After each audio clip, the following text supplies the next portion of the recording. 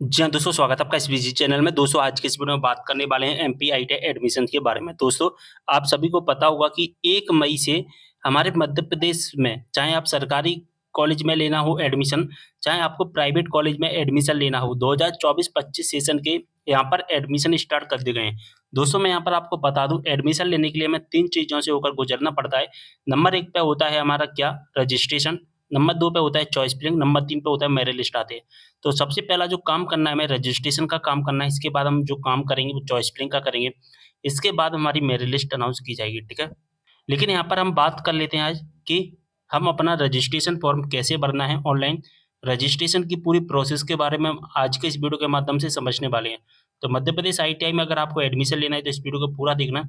Registration कैसे करना है, कैसे होगा, सारी इन्फॉर्मेशन को देखेंगे वीडियो के माध्यम से। तो दोस्तों रजिस्ट्रेशन करने के लिए सबसे पहले आपको इसकी ऑफिशियल वेबसाइट पर आना होगा। ऑफिशियल वेबसाइट का नाम है दोस्तों एमपी आईटीआई एडमिशन, ठीक है? क्या नाम है? MP ITI admission. इस वेबसाइट पर आपको आ जाना है, ठीक है? दोस्तों इस वेबसाइट का लिंक मैं डायरेक्ट डिस्क्रिप्शन बॉक्स में प्रोवाइड करा दूंगा, उस पर आप क्लिक करोगे डायरेक्ट इस वेबसाइट पर आ जाओगे। या दोस्तों आप सर्च करना mpiiti.mp ऑनलाइन, आप इस तरह सर्च करना। जब आप सर्च करोगे तो आपके सामने इस तरह का पेज आ जाएगा, ठीक है? यहाँ पर दोस्तों सबसे पहले हम बात करेंगे रजिस्ट्रेशन की। तो रजिस्ट्रेशन करने के लिए हमें क्या करना है, यहाँ पर क्लिक करना होगा, ठीक है? यहाँ से आप क्लिक करेंगे, रजिस्ट्रेशन कर लेंगे पूरा। जब आपका रजिस्ट्रेशन हो जाता है उसके बाद आपके पास एक रजिस्ट्रेशन नंबर आता है, ठीक है? एक पासवर्ड आता है, ठीक है? उस रजिस्ट्रेशन नंबर और उस पासवर्ड से बाद में अगर आप अपने फॉर्म को लॉगिन करना चाहते हैं तो यहाँ से आप लॉगिन कर पाएंगे। इसके लिए सबसे पहले हमें रजिस्ट्रेशन करना होगा। रजिस्ट्रेशन केवल एक बार ही होता है, इस बात का भी आपको विशेष ध्यान रखना है, ठीक है? और एक मोबाइल नंबर से और एक ईमेल आईडी से एक ही रजिस्ट्रेशन होगा। तो इसलिए आप संभल कर रजिस्ट्रेशन करना, गलती ना के बराबर करना। अगर आप गलती करोगे तो फिर आपको भविष्य में परेशानी हो सकती है, ठीक है? इसके बाद में जो आपको दूसरा जो काम करना है वो काम क्या करना है मैं बता दूं आपको दोस्तों लास्ट डेट के बारे में पता होना चाहिए और उस लास्ट डेट से पहले ही आपको अपना रजिस्ट्रेशन कंप्लीट करना है, ठीक है? लास्ट डेट कितनी रखी गई है? 1 मई से 20 मई, ठीक है? 20 मई तक आप रजिस्ट्रेशन कर पाएंगे। इसके बाद आपका रजिस्ट्रेशन नहीं होगा, इस बात का आपको विशेष ध्यान रखना है। जब आप इस पीडीएफ के स्क्रॉल डाउन करके नीचे आएंगे तो यहाँ पर एक चीज आपको दिखाई देगी, फीस के बारे में आपको बताया जाएगा, ठीक है? कि आपकी जो फीस कितनी लगने वाली है। टोटल चार्ज 65 रुपये लगेगा, जिसमें 15 रुपये का रजिस्ट्रेशन, 50 रुपये की चॉइस फिलिंग होगी। अगर आप बाद में अपने फॉर्म को एडिट करना चाहेंगे तो 8 रुपये 50 पैसे का आप एडिट कर पाएंगे। एडिट करने के बाद अगर आप फिर से नई चॉइस फिलिंग करना चाहेंगे तो 50 रुपये की आप फिर से चॉइस फिलिंग कर पाएंगे, ठीक है? तो ये चीजें करनी। इसके बाद में आपको जो अगला काम, आपको अपनी जो समग्र आईडी है, ठीक है? आपकी जो समग्र आईडी होती है उस समग्र आईडी पे आपका जो मोबाइल नंबर है, ठीक है, और जो आधार कार्ड नंबर है, अगर वो लिंक नहीं है तो लिंक करवा लेना, ठीक है? आपकी समग्र आईडी होगी, आपको पता है जो एमपी के स्टूडेंट है सबकी समग्र आईडी होती है। अगर आपकी समग्र आईडी में मोबाइल नंबर और आधार कार्ड नंबर लिंक नहीं है उसे लिंक करवा लेना। जब तक आप लिंक नहीं करवाओगे तब तक आप दोस्तों फॉर्म अप्लाई नहीं कर पाएंगे, रजिस्ट्रेशन नहीं कर पाएंगे। क्योंकि इसकी वेबसाइट पर क्लियर लिखा गया है कि मध्य प्रदेश के आवेदक कृपया आवेदन से पूर्व अपना समग्र पोर्टल पर केवाईसी अवश्य करवा लें, यानी कि अपनी समग्र आईडी को आधार कार्ड और मोबाइल नंबर से लिंक करवा लें। उसके बाद ही आप अपना फॉर्म अप्लाई करना। जब तक आप लिंक नहीं करवाएंगे आपका फॉर्म अप्लाई नहीं होगा, क्योंकि जब आप रजिस्ट्रेशन करेंगे सबसे पहले आपको समग्र आईडी सबमिट करनी पड़ेगी। आपका नंबर लिंक है या नहीं है ये कैसे चेक करेंगे? समग्र पोर्टल पर आ जाना, ठीक है? समग्र परिवार एवं सदस्य आईडी पर आप क्लिक करना, ठीक है? इसके बाद में नीचे आना और यहाँ पर आपको फर्स्ट नंबर पर एक नंबर पर लिंक दिखेगा, इस पर आप क्लिक करना, ठीक है? इसके बाद आप अपनी यहाँ पर परिवार आईडी डालना। आपके राशन कार्ड में आपकी परिवार आईडी तो उस परिवार आईडी को यहाँ पर फिल कर देना, ठीक है? इसके बाद में यहाँ पर जैसा कि देख पा रहे हैं कि आपकी तो परिवार आईडी, लेकिन आपकी जो समग्र आईडी, आपके नाम की समग्र आईडी है, आपको अपनी आईडी डालनी पड़ेगी। आपको अपनी आईडी में देखना है कि आपका आधार कार्ड नंबर लिंक है या नहीं है।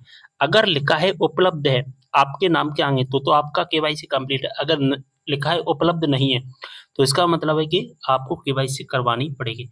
अगर आप शहर में रहते हैं तो नगर पालिका में जाकर केवाईसी करवा सकते हैं, गांव में रहते हैं तो अपने सरपंच वगैरह के यहाँ पर जाकर केवाईसी करवा सकते हैं, या आप ऑनलाइन भी केवाईसी कर सकते हैं इसी वेबसाइट से। अगर आपको केवाईसी करना नहीं आता तो मुझे कमेंट करके जरूर बताना। चलिए अब दूसरा रजिस्ट्रेशन कर लेते हैं। रजिस्टर कराए पर क्लिक करेंगे, इसके बाद हमारे सामने इस तरह का इंटरफेस आ जाएगा। यहाँ पर कन्फर्म पुष्टि कराए पर क्लिक कर देना है। इसके बाद अगर आप मध्य प्रदेश के मूल निवासी हैं तो यस करना, अगर आप मध्य प्रदेश के मूल निवासी नहीं तो नो करना। जब आप मध्य प्रदेश के मूल निवासी पर नो करेंगे तो इसके सामने आपके सामने इस तरह का इंटरफेस आएगा, यानी कि आपको मैनुअली पूरा फॉर्म सबमिट करना पड़ेगा। लेकिन अगर आप मध्य प्रदेश के मूल निवासी हैं तो वहाँ पर आपसे यस करना, यस करके आपसे पूछा जाएगा कि आप अपनी समग्र आईडी डालना। जैसे आप समग्र आईडी डालोगे तो आपका डाटा यहाँ पर ऑटोमेटिक फिल किया हुआ आएगा, यानी कि मैनुअल आपको फिल नहीं करना पड़ेगा। समग्र आईडी फिल कर देना, वेरीफाई समग्र पर क्लिक करना, आपके रजिस्टर्ड मोबाइल नंबर पर एक ओटीपी जाएगा, ठीक है। उस ओटीपी को यहाँ पर फिल करना पड़ेगा आपको। चलिए यहाँ पर एक ओटीपी है जो कि फिल कर देते हैं। वेरीफाई ओटीपी पर क्लिक करना, जैसा कि देख पा रहे हैं यहाँ पर आपका पूरा डेटा आ चुका है। अगर आप इसको एडिट करना चाहते हैं तो एडिट भी कर सकते हैं, लेकिन इंग्लिश में जो नाम लिखा है वो एडिट नहीं होगा, जो हिंदी में नाम लिखा है वो एडिट कर पाएंगे, ठीक है। यहाँ पर केवल 3 चीज एडिट कर पाएंगे, अपने नाम, मम्मी का नाम, पापा का नाम। यहाँ पर डेट ऑफ बर्थ एडिट नहीं होगा, ठीक है। ये 3 चीज एडिट कर पाएंगे अगर आपको गलत लगता है तो, ठीक है। बात समझ में आ गई। लेकिन अगर आप मध्य प्रदेश के मूल निवासी नहीं होते हैं और इसको आप मैनुअल, तो फिर क्या होता है, नो पर क्लिक करते हैं तो आपके सामने इस तरह का इंटरफेस आता है, लेकिन वो आपको मैनुअली सबमिट करना पड़ता है उसमें डाटा, ठीक है। लेकिन यहाँ पर बाय डिफॉल्ट फिल किया हुआ आता है हमारे सामने डाटा पूरा। इसके बाद नीचे आ जाना, अपनी ईमेल आईडी डाल देना। मेल आईडी पर एक ओटीपी जाएगा, ठीक है। उस ओटीपी को यहाँ पर फिल करना। तो ईमेल आईडी अपनी सही डालें, क्योंकि ईमेल आईडी पर ही हमारा रजिस्टर यहाँ पर रजिस्ट्रेशन नंबर आएगा, पासवर्ड आएगा। तो ईमेल आईडी अपनी सही डालें। अगर आप ईमेल आईडी गलत डाल दोगे तो गलत फिर परेशानी हो जाएगी बहुत ज़्यादा, ठीक है। यहाँ पर आपका रजिस्ट्रेशन नंबर आ चुका है, ठीक है। रजिस्ट्रेशन नंबर आ चुका है, जैसा कि देख पा रहे हैं आपके सामने रजिस्ट्रेशन नंबर आ गया है, ठीक है। पासवर्ड, आपका पासवर्ड भी आ गया है। पासवर्ड में बता दूं क्या होता है, आपकी जो डेट ऑफ बर्थ होती है आपका वही पासवर्ड होता है, लेकिन रजिस्ट्रेशन नंबर आपका अलग होता है, ठीक है। तो रजिस्ट्रेशन नंबर और पासवर्ड आपका जो ईमेल आईडी है उस ईमेल आईडी पर भी चला गया होगा, वहां पर जाकर भी अपना चेक कर सकते हैं, ठीक है, रजिस्ट्रेशन नंबर और पासवर्ड। अब यहाँ पर कन्फर्म पुष्टि करा पर क्लिक कर देना। इसके बाद हमारे सामने इस तरह का पूरा डैशबोर्ड ओपन होकर आ जाएगा। यहाँ पर आपकी कैंडिडेट डिटेल, यानी कि आपकी खुद की डिटेल दिखाई देगी। अब यहाँ पर क्या करना है, confirm registration, sorry complete registration, यानी कि पंजीकरण पूरा करे पर आपको क्लिक कर देना है। अब दोस्तों हमारे सामने इस तरह का इंटरफेस आ जाएगा, हमारे सामने पूरा फॉर्म ओपन होकर आ जाएगा। इस फॉर्म को देख लेना, पूरा फॉर्म हमें सबमिट करना है, ठीक है। चलिए इसे हम सबमिट करते हैं एक एक करके। क्या करना है, सबसे पहले आपको क्या करना है, अपना रिलीजन सिलेक्ट कर लेना। आप आईटीआई 10वीं के आधार पर करना चाहते हैं, 8वीं के आधार पर, वो सिलेक्ट करना। तो हमने यहाँ पर 10वीं के आधार पर सिलेक्ट किया है। और एक बात मैं बता दूं, यहाँ पर 10वीं और 8वीं क्यों लिखा, 8वीं के आधार पर आप सिलेक्ट करो तो यहाँ पर पोस्ट होती है वो कम होती है और सही पोस्ट नहीं होती है। लेकिन आप अगर आपको इलेक्ट्रीशियन, ट्रेड, फिटर ये चीज़ें करनी है तो फिर आपको 10वीं के आधार पर ही सिलेक्ट करना पड़ेगा, ठीक है। इसके बाद यहाँ पर आपने जो एजुकेशन की है वो कहाँ तक की है, आपने एजुकेशन में सबसे ज़्यादा क्या किया, 10th किया, 12th किया, ग्रेजुएशन किया, पोस्ट ग्रेजुएशन किया, वो यहाँ पर एजुकेशन सिलेक्ट कर लेना। इसके बाद में यहाँ पर समग्र आईडी बाय डिफॉल्ट दिखाई देगी, इसको चेंज नहीं कर पाएंगे। इसके बाद दोस्तों यहाँ पर अपना आधार नंबर डाल देना, जो भी आपका आधार नंबर आपको डालना पड़ेगा। यहाँ पर आपका बाय डिफॉल्ट अपने आपके मूल निवासी जिले का नाम आ जाएगा, यहाँ पर आपका मेल या फीमेल कैटेगरी आ जाएगी। इसके बाद यहाँ पर अपना अल्टरनेट मोबाइल नंबर डालना चाहते हैं तो डाल सकते हैं, यानी कि एक्स्ट्रा मोबाइल नंबर डालना चाहे तो डाल सकते हैं, इसको छोड़ सकते हैं। अपनी कैटेगरी फिल कर देना है यहाँ पर। तो दोस्तों जो भी कैटेगरी है वो सिलेक्ट कर लेना, एससी, एसटी, जनरल, जो भी कैटेगरी है वो सिलेक्ट करना। अगर आप ओबीसी, एससी, एसटी सिलेक्ट करोगे तो यहाँ पर आपको सर्टिफिकेट नंबर डालना पड़ेगा, डेट ऑफ आपका सर्टिफिकेट किस तारीख को इशू हुआ है वो डालना पड़ेगा, कहाँ से इशू हुआ है, यानी कि किसने किया है, तहसीलदार ने किया है, एसडीएम ने किया है, कलेक्टर ने किया है, कहाँ से आपका जो इशू हुआ है वो आपको फिल करना पड़ेगा, ठीक है। प्रमाण पत्र जारी करने वाला आपका जिला यहाँ पर फिल करना पड़ेगा, ठीक है। तो ये सभी चीजें फिल करनी होती है ओबीसी, एससी, एसटी के कैंडिडेट को, ठीक है। तो अगर आप जनरल के हैं तो ये सभी चीजें फिल नहीं करनी पड़ेगी। अब दोस्तों आपका जो सर्टिफिकेट है कहाँ से इशू हुआ है वो आपको पता चलेगा, आपके सर्टिफिकेट पर आप वहाँ पर लिखा होगा। लेकिन दोस्तों जब आप जनरल कैटेगरी सिलेक्ट करोगे तो कुछ भी नहीं फिल करना है। इसके बाद ईडब्ल्यूएस कैटेगरी, अगर आप जनरल फिल करोगे तो आपसे पूछा जाएगा कि ईडब्ल्यूएस में आते या नहीं आते। अगर नो पर क्लिक करेंगे तो कोई बात नहीं, यस पर क्लिक करेंगे तो आपको सर्टिफिकेट नंबर डालना पड़ेगा, सर्टिफिकेट कहाँ से इशू हुआ है, कैसे हुआ है, ये सभी चीजें डालनी पड़ेगी यहाँ पर आपको ईडब्ल्यूएस स्टूडेंट को, अगर आप जनरल कैटेगरी के अंदर सिलेक्ट करोगे तो, ठीक है। अगर आप जनरल के हैं तो आपको कुछ नहीं करना, ऑप्शनली में आपको कोई नहीं पर सिलेक्ट कर लेना है। इसके बाद में आप दिव्यांगता का जो नन कर देना। इसके बाद में आपको क्या करना है, यहाँ पर वही चीज़ें हैं और यहाँ पर अगर हम देखें तो कोई नहीं पर कर देना, विशिष्ट श्रेणी, ठीक है। इसके बाद में आता है डबल सिस्टम, क्या आप डबल सिस्टम के तहत एडमिशन लेना चाहते हैं, यस नो करना, ठीक है। डबल सिस्टम में दोस्तों होता क्या है कि आपकी कुछ ट्रेनिंग्स होती हैं, एक्स्ट्रा ट्रेनिंग्स होती हैं। अगर आप ऐसा कोर्स कर रहे हैं जो 1 साल का है, ठीक है, तो लगभग 3 महीने की ट्रेनिंग होती है। अगर आप ऐसा कोर्स कर रहे हैं जो 2 साल का है तो वहाँ पर 6 महीने की ट्रेनिंग होती है। यहाँ पर आपको एक्स्ट्रा पेमेंट भी देना होता है, अगर आपके पास पैसा है तो फिर आप इसको कर लेना, अन्यथा फिर इलेक्ट्रीशियन, फिटर, ट्रेड वगैरह जो आप कर ही रहे हैं तो वो ही करना, ठीक है। क्या आप पुलिस ITI में एडमिशन लेना चाहते हैं? पुलिस ITI में तो आपको नो करना है। पुलिस ITI उन स्टूडेंट के लिए होते हैं जिनके माता या पिता पुलिस विभाग में होते हैं, ठीक है। तो उनके लिए कुछ सीटें रिजर्व की जाती हैं, तो यहाँ पर आप नो ही करना, ठीक है। इसके बाद में IMC बोलेगा आपसे कि IMC में आपको एडमिशन लेना है। जिस तरह से आप DST होता है, DST IMC में से एक ही सिलेक्ट कर सकते हैं, ठीक है। DST अगर ले रहे हैं तो IMC नहीं ले पाएंगे, IMC ले रहे हैं तो DST नहीं ले पाएंगे। अब DST क्या होता है दोस्तों, सॉरी DST तो मैं बता चुका हूँ। IMC क्या होता है, IMC में भी दोस्तों आपको एक्स्ट्रा पेमेंट देना होता है, 20 से 30 हज़ार रुपये आपके एक्स्ट्रा पेमेंट आपको देना पड़ता है। इसमें भी कुछ ट्रेनिंग्स होती हैं, ठीक है। तो अगर आप इस चीज़ें करना चाहते हैं तभी आप यस करना, अन्यथा फिर आपको नो ही रहने देना है, आप नॉर्मल करना। नॉर्मल CTS के अंतर्गत आता है, एक IMC होता है, DST, ठीक है। 4 पार्ट होते हैं। अब यहाँ पर डबल सिस्टम में अगर हम देखें तो यहाँ पर जो DST योजना वो में क्या होता है, डबल सिस्टम ट्रेनिंग इसका फुल नेम होता है। जैसा कि देख पा रहे हैं, हमने PDF डाउनलोड किया और यहाँ पर लिखा गया कि औद्योगिक प्रतिष्ठान तथा ITI से समन्वय में गुणवत्ता युक्त प्रशिक्षण संचालित किया जाता है।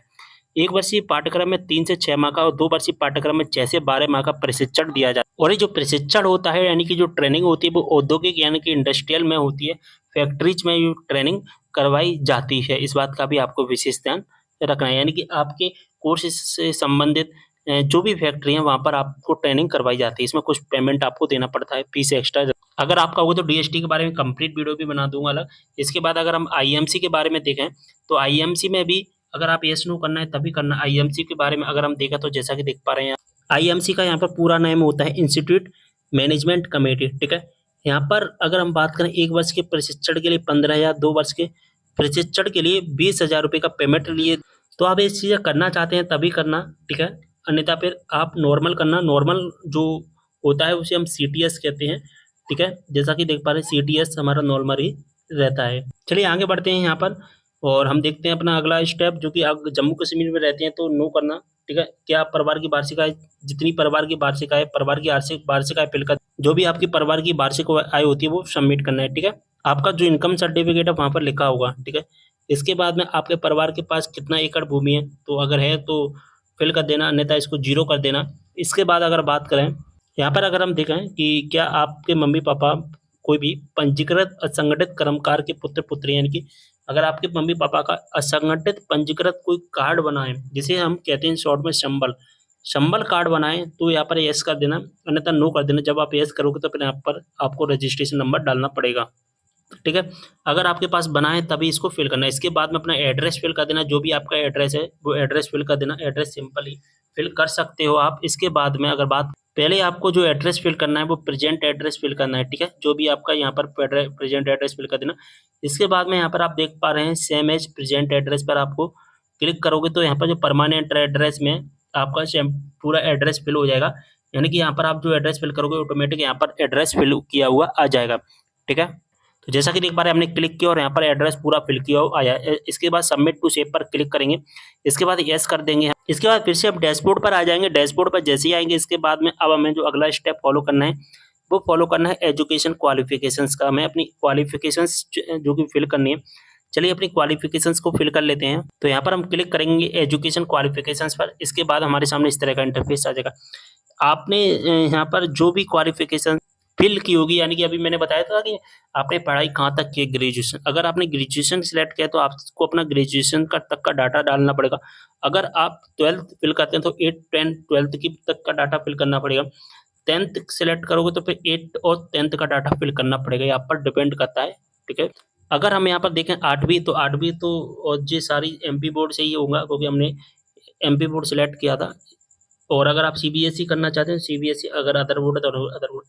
रोल नंबर फिल करना, 8th क्लास कब किया है वो डालना, अपनी परसेंटेज डालना, ठीक है। इसके बाद में आपको कितने नंबर मिले, कितने में से मिले हैं वो फिल करना, और आपकी जो परसेंटेज है वो ऑटोमेटिक फिल की हुई आ जाएगी, ठीक है। ऐसे ही आपको 10वीं क्लास का भी डाटा फिल करना है। देखिए परसेंट आ जाए, ऐसे आपको 10वीं क्लास का डाटा फिल करना है, रोल नंबर डालना, 10th क्लास कब किया है, परसेंटेज, और आपको कितनी परसेंटेज बनी है वो यहाँ पर आपको फिल कर देना, ठीक है। आपकी परसेंटेज आ जाएगी, ठीक है। इस तरह से आपको पूरा डेटा फिल कर देना है। चलिए हम फिल कर लेते हैं और सेव करते हैं और आगे बढ़ते हैं। इसके बाद हमारे सामने इस तरह का इंटरफेस आएगा। अब हमें फोटो अपलोड करना है। जो अगला स्टेप है हमारा फोटो अपलोड करने का, यहाँ पर हम अपना फोटो अपलोड करेंगे। तो जो फोटो अपलोड करना है वो मैं बता दूँ, फ़ोटो का जो साइज़ रहेगा 15 से 100 केबी के बीच में रहेगा, ठीक है? 100 से 101 नहीं करना, 101 हो जाएगा तो फिर क्या फ़ोटो अपलोड नहीं हुआ। तो 15 से 101 के बीच में ही आपको फ़ोटो सिग्नेचर अपलोड करनी है। बात समझ में आ गई? चलिए फ़ोटो सिग्नेचर अपलोड करते हैं। जहाँ पर हमारा फ़ोटो है वो हम सिलेक्ट कर लेंगे, यानी कि जहाँ पर हमारा फ़ोटो रखा है 15 से 100 केबी के बीच में वो सिलेक्ट करेंगे। यहाँ पर ऑटोमेटिकली अपडेट हो जाएगा। इसके बाद में अपलोड इमेज पर क्लिक करेंगे, फ़ोटो अपलोड हो जाएगा। इसके बाद अब हमें क्या करना है, हम फिर से डैशबोर्ड पर आ जाएँगे। अब हम पेमेंट वाले डैशबोर्ड पर आ चुके हैं। अब हमें क्या करना है, अपना पेमेंट करना है, यानी कि जो अगला स्टेप है वो पेमेंट का है। वो पेमेंट कितने रुपए का करना है, 15 रुपए का पेमेंट। चलिए पेमेंट करते हैं, ठीक है, डन। इसके बाद में हमारे सामने डाटा आ जाएगा और जिसके माध्यम से पेमेंट करना है उसके माध्यम से पेमेंट करना, ठीक है। डिक्लेरेशन पर चेक मार्क कर दें। इसके बाद में पेमेंट नाउ पर क्लिक कर देना है, ठीक है। आप जिसके माध्यम से पेमेंट करना चाहते हैं उसके माध्यम से आप पेमेंट कर देना, ठीक है। यहाँ पर जैसा कि देख पा रहे हैं, इसके बाद में यहाँ पर आपकी कस्टमर की डिटेल आएगी, आपका एड्रेस आएगा। टोटल पेमेंट कितना हो रहा है, 17 रुपए का आपको पेमेंट करना है। पेमेंट नाउ पर क्लिक करना, आप अपना पेमेंट कर दीजिए। जैसा कि देख पा रहे हैं हमने अपना पेमेंट है जो कि क्लियर कर दिया है। पेमेंट क्लियर होने के बाद में होगा कि हमारे सामने इस तरह का इंटरफेस आ जाएगा। यहाँ पर ट्रांजैक्शन आईडी वगैरह सब कुछ दिखाई दे जाएगा, ठीक है। डेट भी दिखाई देगी हमने पेमेंट कब क्लियर किया है। इसके बाद में हमें क्या करना है, जो अपना प्रिंट एप्लीकेशन फॉर्म पर क्लिक करके अपना आवेदन है जो कि प्रिंट कर लेना है। चलिए अब हम अपना प्रिंट कर लेते हैं, प्रिंट एप्लीकेशन फॉर्म पर क्लिक करके। चलिए आगे बढ़ते हैं, ठीक है। इसके बाद हमारे सामने पूरा प्रिंट होकर आ जाएगा, यानी कि पूरे डेटा आ जाएगा जो भी हमने फिल किया था। हमारा एप्लीकेशन फॉर्म आ चुका है। अब क्या करना है, प्रिंट वाले ऑप्शन पर क्लिक करके इसका प्रिंट आउट निकाल लेना। तो बस यही स्टेप थे आपके रजिस्ट्रेशन के, ठीक है। सारी इन्फॉर्मेशन समझ में आ गई होगी। अगला जो स्टेप करना है हमें, अब हम चॉइस फिलिंग करना सीखेंगे। अभी चॉइस फिलिंग की लिंक एक्टिवेट नहीं की गई है। जब चॉइस फिलिंग की लिंक एक्टिवेट हो जाएगी तो इसी के जस्ट नीचे चॉइस फिलिंग का आपको दिखाई देगा कि अपने ट्रेड सिलेक्ट करें, या ट्रेड सिलेक्शन का लिंक आ जाएगा। जैसे ही आ जाएगा मैं आपको वीडियो के माध्यम से इन्फॉर्म कर दूंगा। रजिस्ट्रेशन का वीडियो कैसा लगा बताना कमेंट करके, और इंस्टाग्राम पर भी फॉलो कर लेना, लिंक आपको डिस्क्रिप्शन बॉक्स में दिया गया है। वीडियो को सभी के साथ शेयर करना, चैनल को सब्सक्राइब कर लेना, ऐसी जानकारी आपको यहाँ पर मिलती रहती है। मिलते अगली वीडियो में एक और जानकारी के साथ, तब तक के लिए बाय।